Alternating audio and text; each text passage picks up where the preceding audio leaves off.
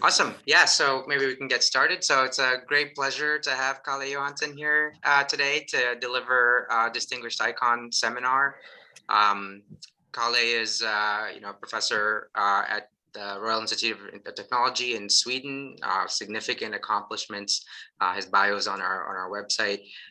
Just to give people a brief overview of our seminar series here, ICON is the Center for Innovation, Control, Optimization, and Networks. It's bringing together faculty from across Purdue who are interested in tackling these grand challenges at these intersections. And so we've had this series of distinguished seminars given by really the leaders from around the world who've been making significant contributions to the space. And so Karl, fits that profile perfectly.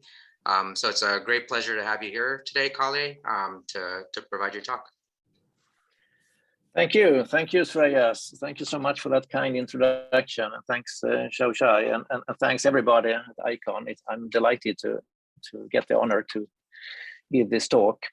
So what I'm going to talk about is something I've been doing over the last few years now. I'm starting to get interested in the area of formal methods and control, as many others. I know that we have some experts in the audience now, so I will see how I can manage. But I will talk about how to synthesize controllers based on something we introduced, we call temporal logic trees. And this is really, the main work has been done by these four guys, and I would like particularly to highlight the first guy, Yulong Gao. He was a PhD student with me, and now moved on to Oxford and Lund.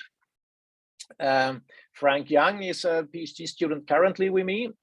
And then there is Alessandro Abate in Oxford, professor there, and Mirko Giacobo, who is in Birmingham. So we have been working on this together. So let me start with a very simple example to illustrate a little bit the point with what we are doing here. So let's say that we have a simple mobile robotic task. And so we want to move a robot from a position here until a target position while avoiding these two obstacles, right? It's a standard control problem, navigation problem. If we are control people, MPC people, we maybe formulate it as an MPC control problem, right? Something like what you see down there, and there is various techniques for how to compute this efficiency under uncertainty and so on. But let's say that we modify a little bit the setup. Let's say that we would like the robot, before reaching the target, it should actually visit that little green cube there. It should first visit that. Can we formulate that as an optimal control problem? Yes, we can. We just add a few equations. But suddenly the problem becomes much harder to solve, because as you see now, we get dependencies from that, from some time instance NA there, up on the control actions. So it's not so trivial any longer. And of course, we can continue adding things. We can add something like, we should not maybe restrict ourselves to first visit A there, but A or B or something like that. So it's actually not so hard, even for me as control engineer, to be convinced by some of these formal guys that it's quite convenient and nice if one could actually introduce some logical constraints, in particular temporal logic constraints, in our control formulation here for our problem. And this is really what the talk here will be about. So how can we synthesize controllers where we have these type of temporal logic constraints? And maybe I repeat the warning. I'm a control engineer. I got into this now, so that I'm more than happy to be interrupted during the discussion here. I will try to introduce a little bit what is this temporal logic for those who are new to that, but I know that several here have worked on this. It's a little bit hard, as you might remember in Zoom, to see raised hands and so on when you're giving, when you are speaking. But if anyone have questions or so, or want to ask if it's okay with the organizers here, please feel free to interrupt at any point. So in formal verification and control, I mean, you have the classical model checking problem, which is just to say, does your dynamic system that you're interested in here, does it satisfy some specification or not? The control synthesis problem is, so to say, one step further there. We say, can we actually find a controller in order to control the system in such a way so it fulfills this specification? So that's the problem we are interested in here. And as I said, it's a fairly large and growing area, both in control and computer science. And here you see some textbooks from the left, from the computer science side, from the right, from the control side. What got us started into this a few years back was actually our work on automated vehicles. So we work with some car and automotive companies in Sweden, and a toy example is illustrated by what you see on this slide here. So let's say that we have this to the left there. We have an automated vehicle. It has some limited sensing, as you see. We want to control it so that it follows the rules of the road and goes from the left here over to that red target set to the right. So can we formulate that now with this type of logical constraints? Yes, we can do that to say that, okay, we want the vehicle to reach target T, and it should stay in this set X until it does that.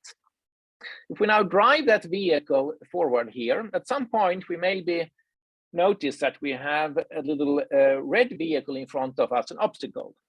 So at this point, we need then to update our task.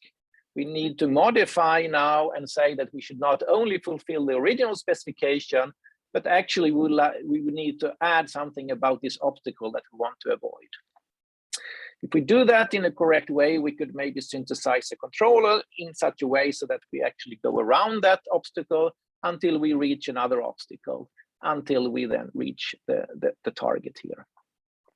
So this is a type of problems that we are interested in, and I will come back to this particular example in the end.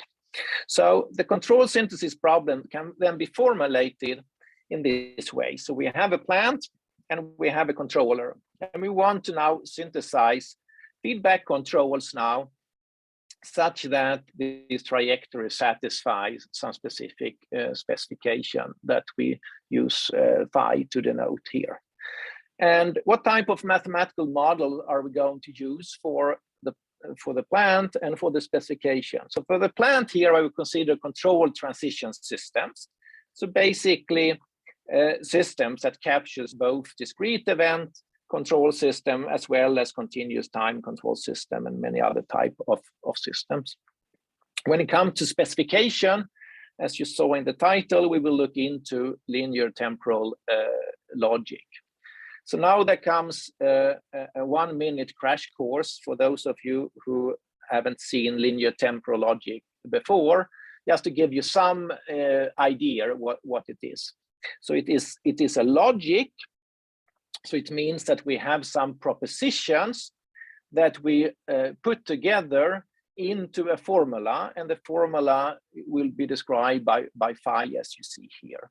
And this phi, this formula is recursively defined by using these components that you see to the right.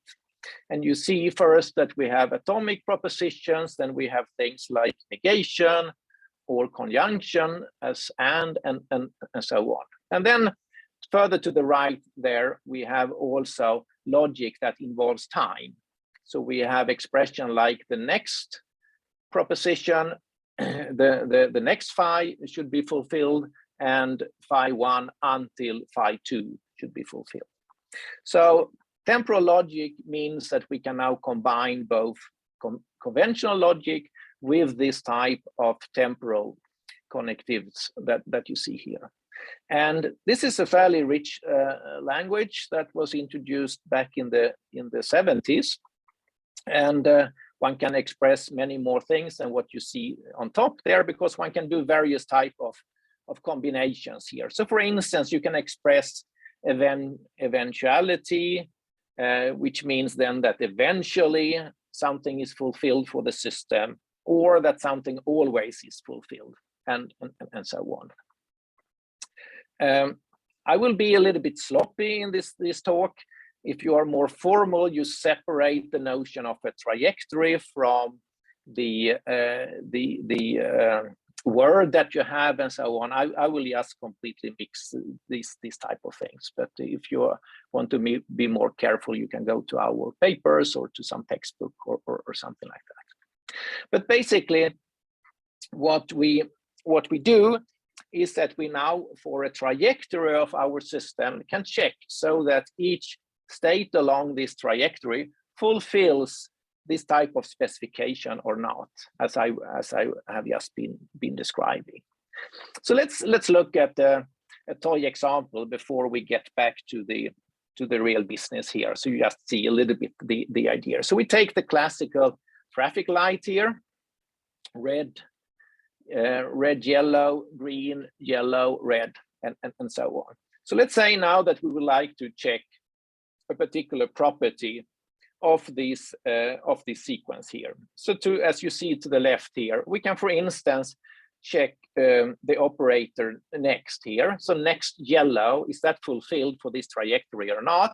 You see the trajectory is first red, and then it's red, yellow, and green, and so on. So red next yellow is obviously true in this case. Similarly, if you look at eventually green, for this trajectory, is eventually green true? Yes, it is, because it will become green at some point here to the right. So this, I think, is enough for you to hopefully appreciate the rest of what I'm going to talk about here. So coming back to the point, so what the idea now is to do this type of synthesizing controllers such that they fulfill the specification. And the contribution is summarized by the block diagram here in the middle of the screen. So you see that what we do is that we synthesize controllers now, which are not directly taking into account the temporal logic description phi, but instead we will translate that into something we call temporal logic trees, TLTs. And then based on these TLTs, I will show you a method now to how we, out of a TLT and the state, can synthesize a set of possible controls, the capital U's here, which are such that for any controls in that set, we will guarantee that we are fulfilling this specification. In reality, we want to pick one particular control here, and so I have this box I call control selection, and that is what is picking the actual control, which is then acting on the plant, and then we are closing the loop in this in this way. So this is what we are going to do for the next half hour or so. So I will first start talking about how we get these temporal logic trees from the linear temporal logic formula, and then describe how this control synthesis is done. And then I will come to that, to an application on shared autonomy systems. So for those of you who are into temporal logic, maybe want to understand a little bit what's the point here. So really the point here is that if we work directly on the temporal logic that many have been doing, all the back from the CS, but also more recently from a control viewpoint, there are some limitations with these approaches. And from a control perspective, one of a key limitation that we see is that uncertainty is not handled very well in this type of temporal logic descriptions. There's also some limitations on computations and so on. So the idea that we have here is that we want to use reachability analysis. So the classical reachability analysis from control theory, which allows us traditionally just to handle very simple type of specification like control invariance. But as you will see, we will be able to merge these things here and handle more complex type of specifications. And reachability analysis have many nice properties. Of course, it has some limitations also. I want also to highlight that when it comes to this type of work, there is also a very nice paper by Marco Pavone's group at Stanford that they have worked on this for signal temporal logic in the past. But here in this talk, I'm going to be interested now to synthesize controller now for discrete time uncertain system under this LTL specification by using reachability analysis. But to be able to do that, let me very briefly mention what we mean by a temporal logic tree. So what is that? And let's look at from an example back to that traffic light example again. So what we have is that we have two objects. We have the specification we want to be fulfilled. In this case, we want it it is eventually green or black. And then we have the transition system here. And then out of these two objects, we then form this tree that you see here to the right.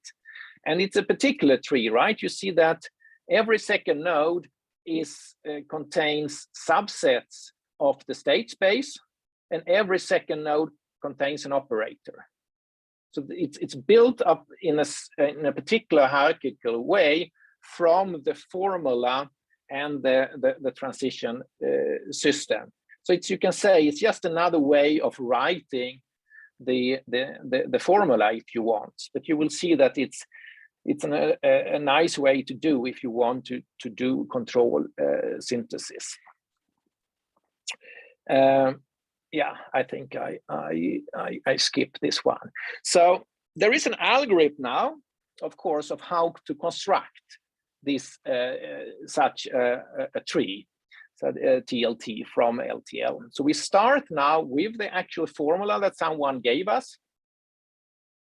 Out of the sub-formulas now that comes from the atomic propositions, we single them out, and then we make nodes out of them in the tree.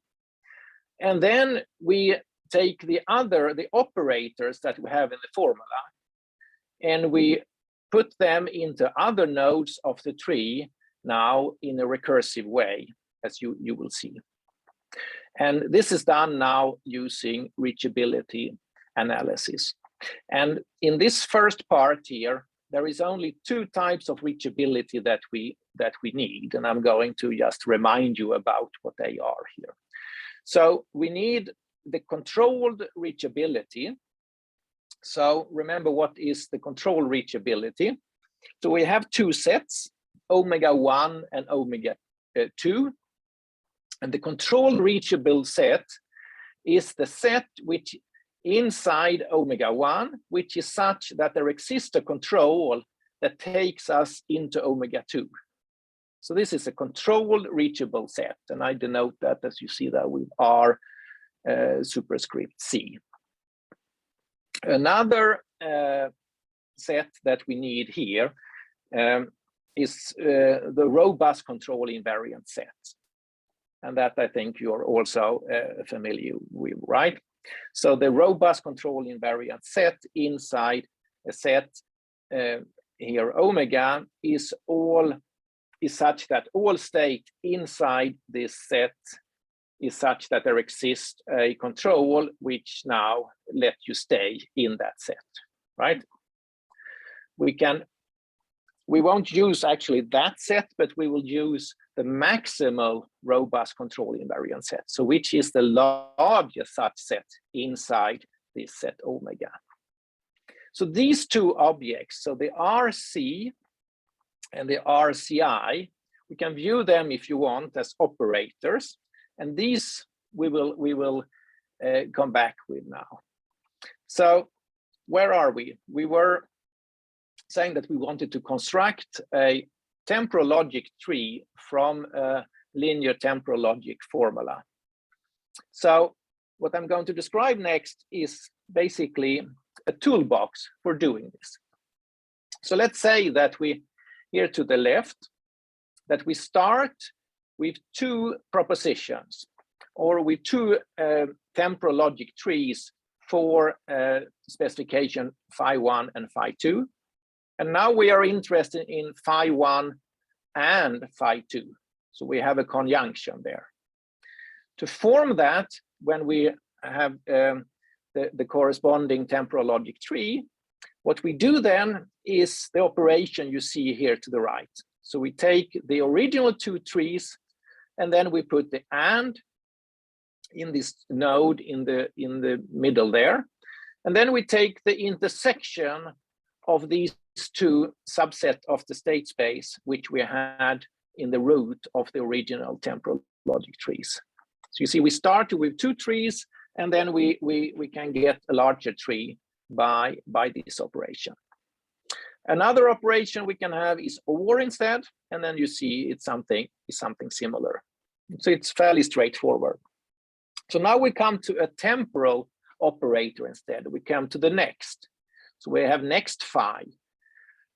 So how do we now construct a tree that is based now on the original tree that came from phi, and then we have the tree of next here. So we should put these two together. How do we do that?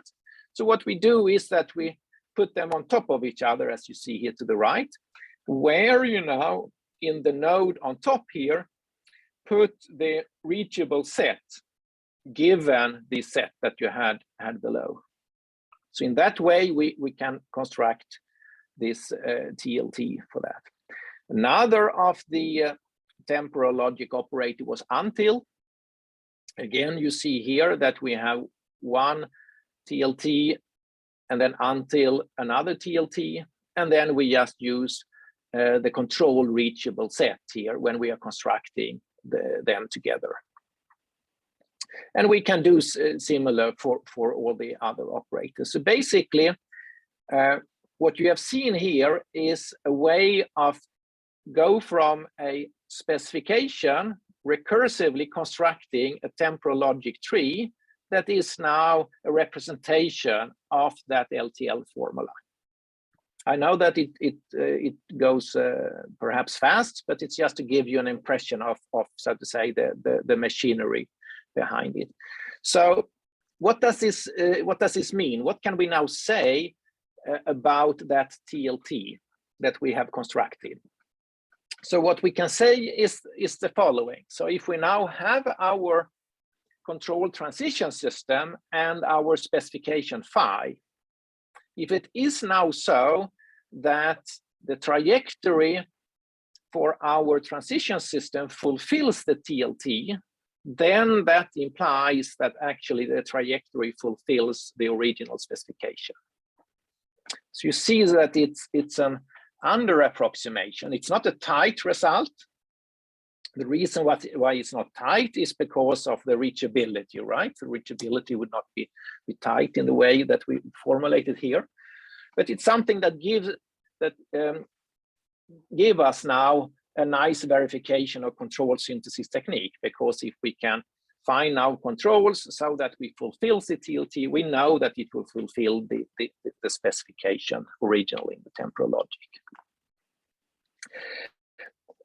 When we do the synthesis, I'm going to use another example. So this is another transition system with 4 states here. Another formula. The formula in this case says eventually it should be always O2 or always O3 as output to this system. Out of this now, this could be left as an exercise here. One get a TLT, and that TLT is here to the right. But let's now go to the control synthesis. So how does it work now when we have this TLT? So remember the block diagram down to the right here. So we have now translated the LTL formula into a TLT. And how are now the blue boxes here working? The control synthesis and the control selection. So this is in a receding horizon formulation, as I indicated here. It contains 2 main pieces. There is a control set synthesis, the first 3 lines, and there is then the actual choice of the control on the bottom line. And let's apply this now to this particular control system that I just showed you up there. Okay, so we have this control system which starts in state S1. From this state, we can control it via A1. We go to S3 or S2, and then we have the output, as you see, is O1 and then O2 and so on. That's how it works. We had the TLT that I just showed you. So what do we do next? So now we go through these 3 steps that we have in the synthesis construction now. So out of this TLT, we now construct something we call a control tree. And this is an operation now where we started off depending on where we are initially. And you see that we were in S1 initially, and in this case, we have only A1 as a control action. So that's why this is formed in this way. And then out of this tree that we have now come up to, we then compress that. So we press it together and get a smaller construct or a compressed tree. And then out of this tree that we have ended up with, we now just evaluate that by taking the operation that is in the middle here, so or in this case, or the union, between the sets that we have in the nodes. So in this case, we take the empty set union with the empty set union with A1.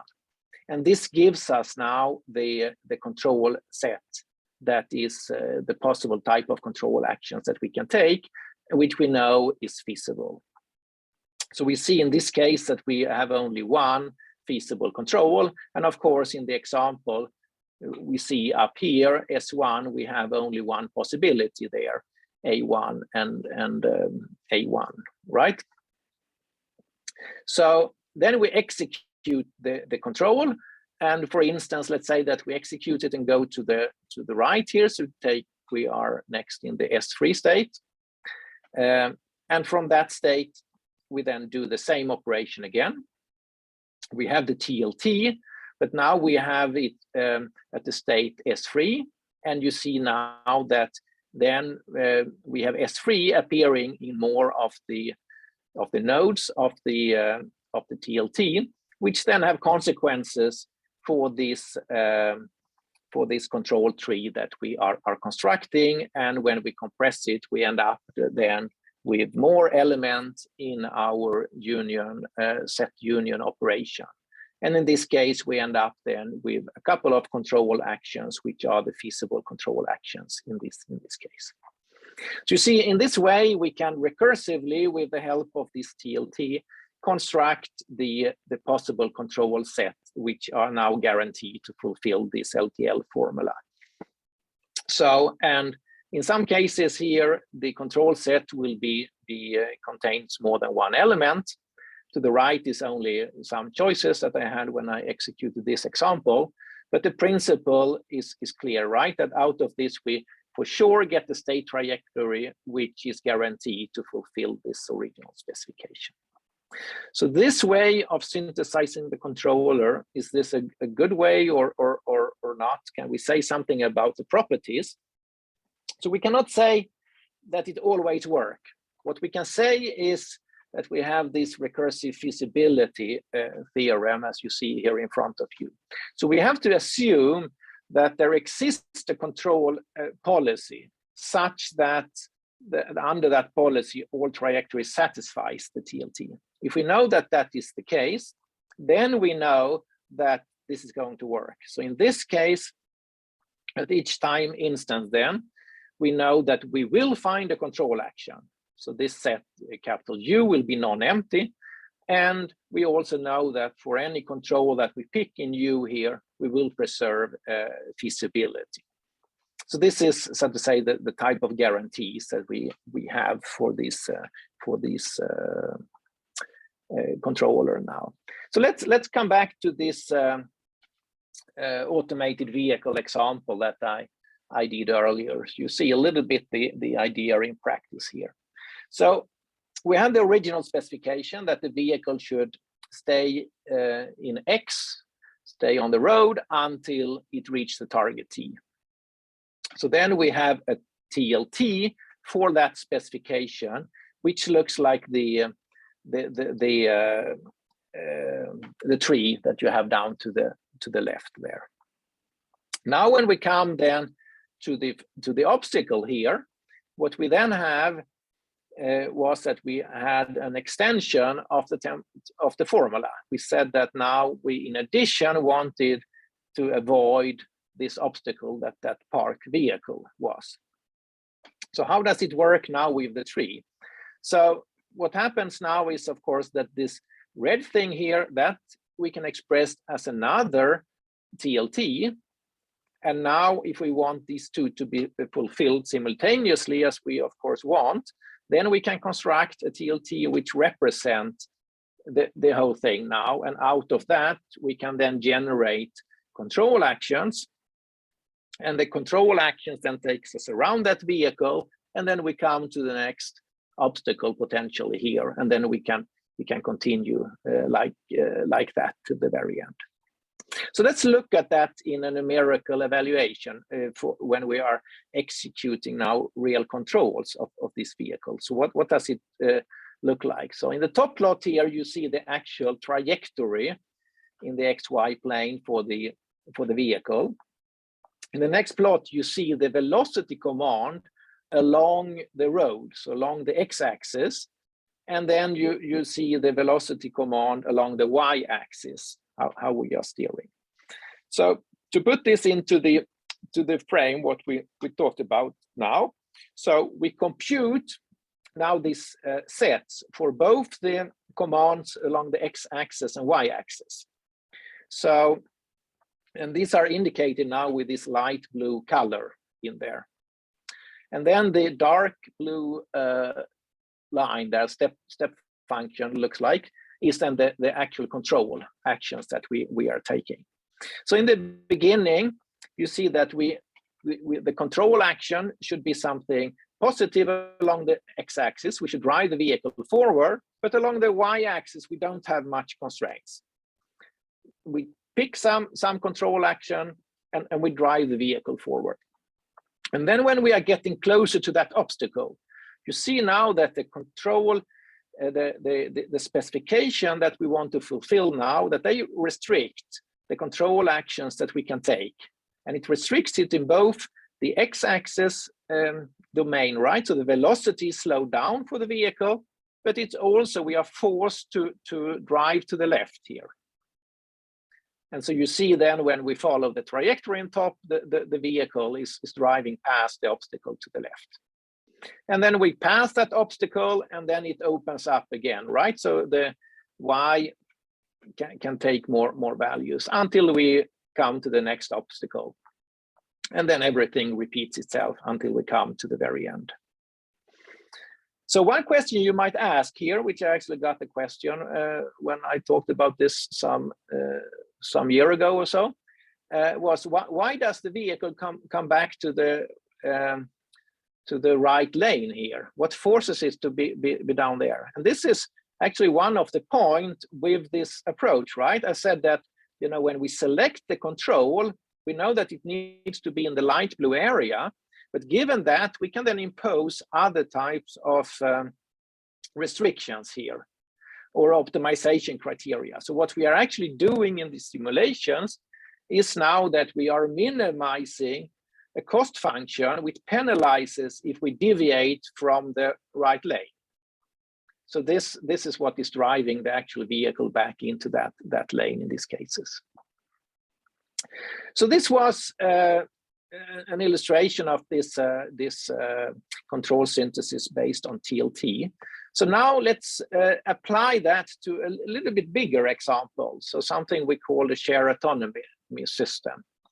So with shared autonomy, what I mean by that is a control system which looks like you see here in front of you. So we have a plant which we control by an automatic controller, but we also have a human operator in the loop. And these systems, you you see in many places. We are a bit inspired by a Swedish startup. It's called Einride.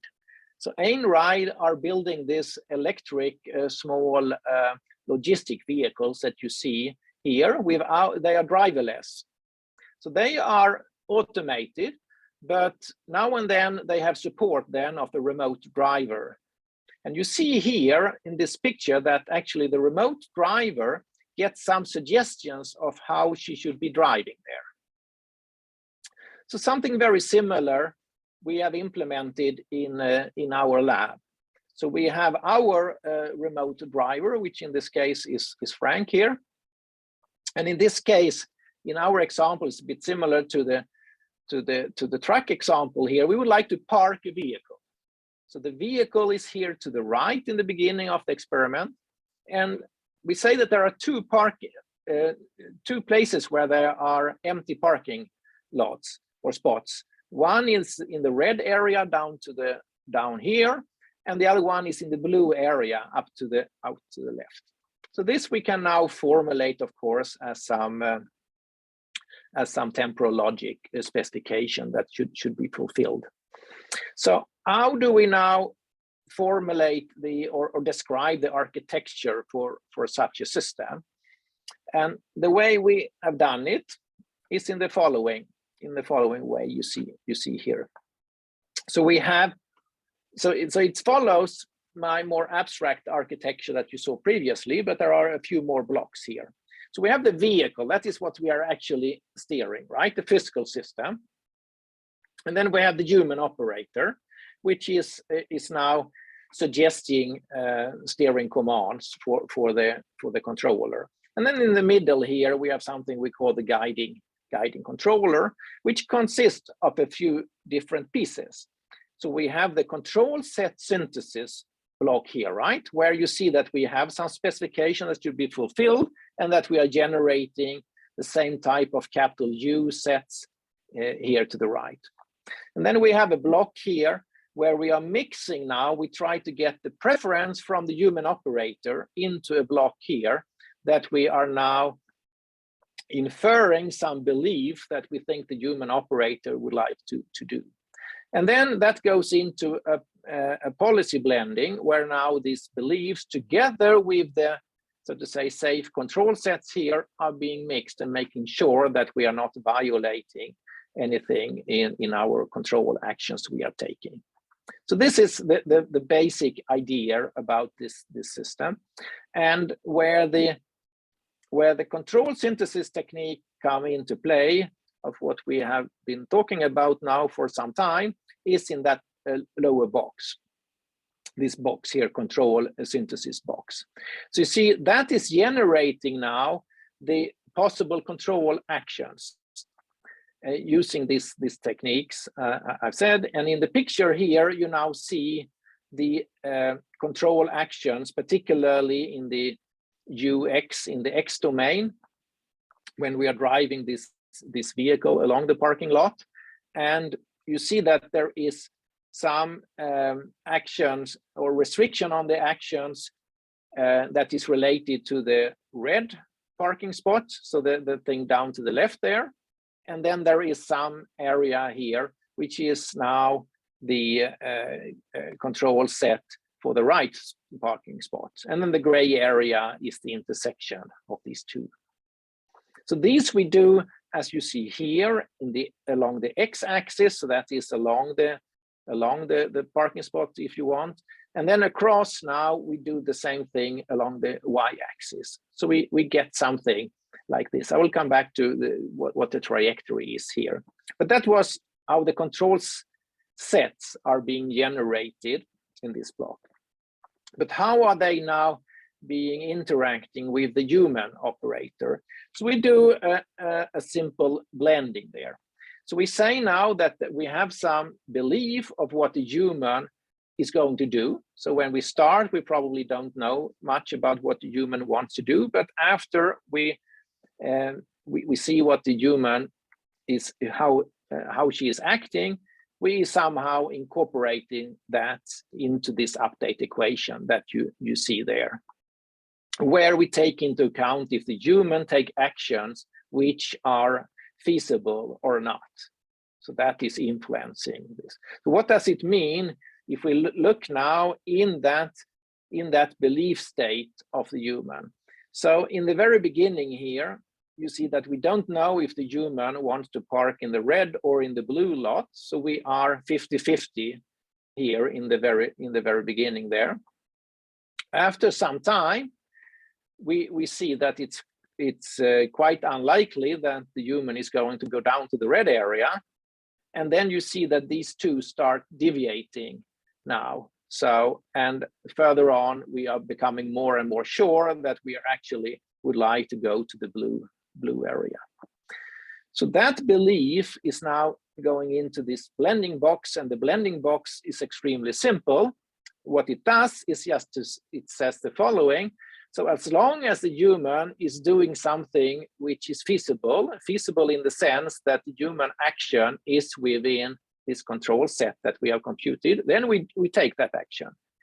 If it's not, in that case, we do something which is as close as possible in some sense to what the human wanted to do, but it is a feasible control action. So this is how we now generated the controls there. So if you look in this diagrams again, you see that when we look at the control signal, the black one here is the human's desired moment. And you see in the very beginning here that the human did something which was outside the set which was allowed. So in this case, we correct the human and we change the action. But then in most of the cases, we will be, so to say, feasible with the action that the human wants to do, except for in the end there, where it's different again. So let's do that in the lab. So here you have the vehicle over here that it's supposed to park now in one of these yellow areas. You have a driver there that now is directing this vehicle, drives into the parking lot, and decide, of course, which parking lot he wants to park in.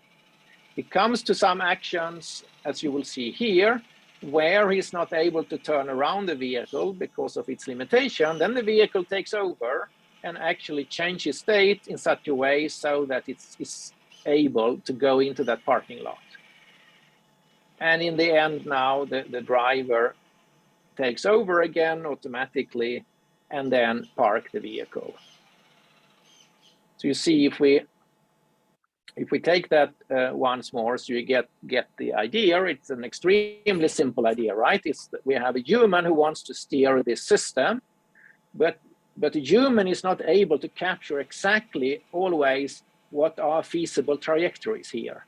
And when the human now generates trajectory which doesn't lead to the goal here, the system takes over and makes sure that it actually is staying within the feasible or safe region. And then as long as it's back on track, it allows then the human to take over again and then park the vehicle like that in the end. Okay, so that was basically what I would like to talk about. So the point what I talked about here was that I was interested in constructing some sort of receding horizon type of controller which could handle linear temporal logic specification. And in order to do that, we introduced something we call temporal logic tree to encode the specification in such a way so they enable us now to use reachability analysis to actually compute the control actions. And I tried to argue in the end that this maybe makes sense, for instance, when we have systems where we mix human actions with automatic control. There is a lot of things that I didn't cover and that remains to be done here. I didn't talk about the complexity at all here, about the computations. I mean, what is nice here, complexity-wise, is that you see the controllers here are basically encoded in the temporal logic trees. So the controllers have a rather low complexity in the way we represent them, if you compare to other types of techniques based on abstractions and so on. So that is an advantage here. But a disadvantage, if you want, or a challenge, is that we reside now to having good ways of doing reachability computations. And as many of you know, is that there is a lot of work on developing these type of reachability toolboxes and so on, and that we are using in this work. Online, there are challenges how to do this reachability analysis online, and this is something that needs to be further developed. There are, of course, also other types of specifications one can do if one is interested in something more involved than the LTL I talked about here. Something particular that we are quite interested in is extension to stochastic control systems, where we have uncertainty now represented with stochasticity. So with that, I would like to thank you very much for your attention, and I'm more than happy if someone is still around and if there is some questions. Thank you. Thank you very much, Karl. That was wonderful. There's claps all throughout here. So yeah, so I'd like to open up the floor for any questions. If you may type it into the chat, or you may unmute yourself. I guess I could start with one. On the human side there, essentially you're inferring a belief, right? So you're updating a belief based on observed actions. It seems to me then that it's very easy for a human to actually tell you what they want to do, and that just is a update to the belief, which maps directly into what they observe, right? So for example, with your driving, if the driver was like, I want to go there, it makes that easier. Yes. Okay. Sorry, I didn't get it as a question. So so essentially it seemed like if I were driving that car and I was trying to pull into that slot, and all of a sudden the vehicle took over from me, I'd be somewhat perturbed, right? But if I were able to tell the car, look, I'm trying to get there, now you take over, essentially that makes the job easier for both the car and the human. Yeah. I get your point. Yeah, so let me answer that in two ways. One is, yes, I mean, you probably don't want something like this as I describe it in your car today, right? I mean, it would be quite frustrating. You have no clue what is going on. This is part of actually something a little bit bigger project we are doing. We call it the traffic control tower. So think about how are our future cars, the mix of automated cars with human-driven cars, are going to interact. And we are developing technology for having exactly what you saw from this Einride, this picture with this remote operator city. So think about in the future, you have actually places where people, human operators, could take over. But now the problem is exactly what you are hinting at there, which is a very interesting one, is so when should artificial intelligence, either in the vehicle or in the nearby infrastructure, solve the problem, and when should the human, so to say, come into place? And this is something we have been working in for quite some time now, also with some of the industry in this area. There is a lot of interesting questions, which is exactly along the line of what you hint at there, Shreyas. I'm fairly convinced that something like that needs to be in place, because I mean, just take a parking lot, right? It's impossible to imagine that all these completely automated vehicles are going to solve everything that can happen there. But the big challenge is exactly how is now this type of smooth transition between the vehicle itself and the human operator or the human operators.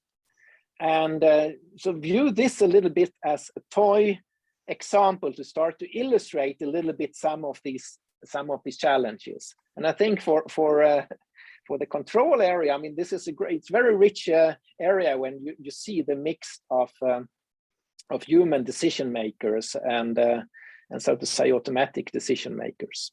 Yeah, that's a good point. Thanks. Any questions from the audience?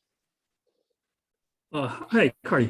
Very nice talk. I enjoyed a lot. So I have a question So in a car overtaking example, as you encounter more and more car in the front, the temporal logical tree keep increasing in size.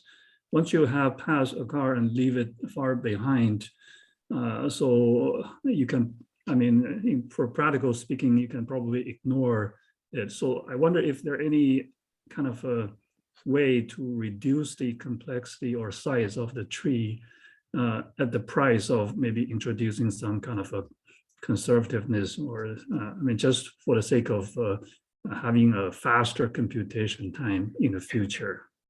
Yeah, I think that's a very good point, Young Hai. Yeah, hi, good to see you.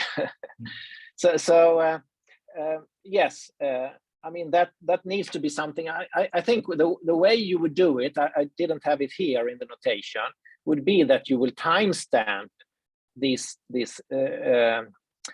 constraints that you have, right? This specification. So you need, as you drive, you basically need to, so to say, forget some of these constraints that you don't have to care any longer. So as far as I know, but there are maybe experts here in the audience who can answer. But I mean, in a sense, when we formulate the temporal logic, this temporal logic is typically not formulated in this receding horizon fashion, as I started in this example, but you just, so to say, formulate one expression that should hold. So I think, you know, this is something very reasonable to do, but what you saw from my example here and from my answer, we didn't do that yet. If it can be done in a formal way, so to say, so that the proofs and so on hold here, I haven't thought about. But in practice, you need to have some ways of forgetting what you have already encountered. But you cannot forget everything, right? Because certain type of specification you need to keep on remembering throughout your action there. So thanks. I see. Yeah, I see. So I have another question. So is there any, I mean, so there may be some situation where you have some kind of like a combinatorial kind of constraint, such as out of the 5 properties, so the system trajectory need to satisfy at least 3 of them at any given time, always. So I wonder, I mean, so for that one, do you just simply kind of like put all kind of possible combinations of the property together? I mean, a possible situation might be you're simultaneously trying to determine the trajectories of, like, say, 10 aircraft. And so you want at most 1 near collision, I mean, amount of one pair, at most 1 pairs of aircraft, something like this within a given time horizon. Okay, so you would like to have that, so to say, in the constraints, right? That you are only, that's a very interesting, that's an excellent question. I haven't